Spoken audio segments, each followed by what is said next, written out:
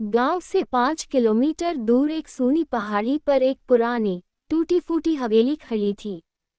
लोग कहते थे कि वहां वर्षों पहले रहने वाले ठाकुर परिवार की रहस्यमय मौतों के बाद से उस हवेली में कोई नहीं गया। शाम होते ही पहाड़ी के आसपास अजीब सी सीटी जैसी आवाजें सुनाई देती थीं और रात में हवेली की खिड़कियों से नीली रोशनी चमकती थी।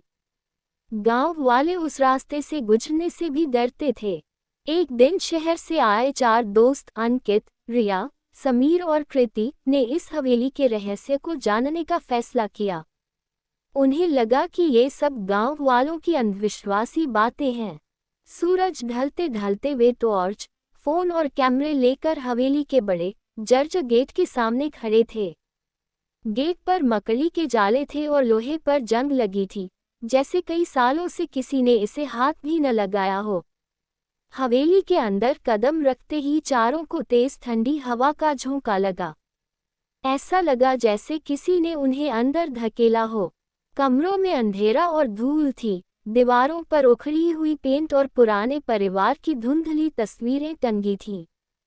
हर तस्वीर में परिवार के लोग मुस्कुरा रहे थे, पर जैसे ही उनकी टॉर्च की रोशनी पड़ती, तस्वीरों में चेहरों की मुस्कान गायब हो जाती और आंखें उन पर टिकी हुई लिखती। ऊपरी मंजिल से किसी के चलने की आवाज आई, धीमी, भारी, ठप ठप ठप। अंकित ने कहा, शायद कोई जानवर होगा। लेकिन तभी छत पर किसी ने जोर से खरोंच मारी, जैसे लंबे नाखूनों से लकड़ी को काट रहा हो। कृति डर गई। ये जानवर की आवाज नहीं है। वे ऊपर की ओर बढ़े। सीढ़ियों पर एक जगह खून जैसे लाल निशान पड़े थे जो किसी कमरे तक जाते थे। दरवाजा आधा खुला था। समीर ने धीरे धीरे उसे पूरी तरह धकेला तो एक पुराना टूटा फूटा कमरा सामने आया। बीच में एक बड़ा दर्पण था, पर दर्पण में चारों की जगह 5 परछाइयां दिखाई दे रही थीं। ये कौन है 5वां? रिया की आवाज कांप गई। अगले ही पल दर्पण के पीछे से एक लंबी काली आकृति बाहर निकली।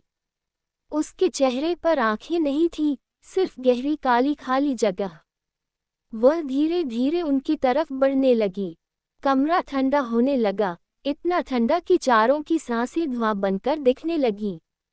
कृति चीखी और बाहर भागी, लेकिन गलियारे में पहुंचते ही हवेली के सारे दरवाजे अपने आप बंद होने लगे। धड़ाम धड़ाम धड़ाम। पूरे घर में जैसे किसी को गुस्सा आ गया हो। समीर को अपनी टॉर्च से धूल में फीकी लिखाई दिखी। यहाँ जो भी आता है वापस नहीं जाता। अचानक नीचे से पियानो बजने की आवाज आई, धीमी पर बेहद डरावनी धुन। रिया कांपते हुए बोली, ये घर जिंदा है। अंकित ने हिम्मत दिखाते हुए कहा, हम सब एक साथ बाहर भागते हैं।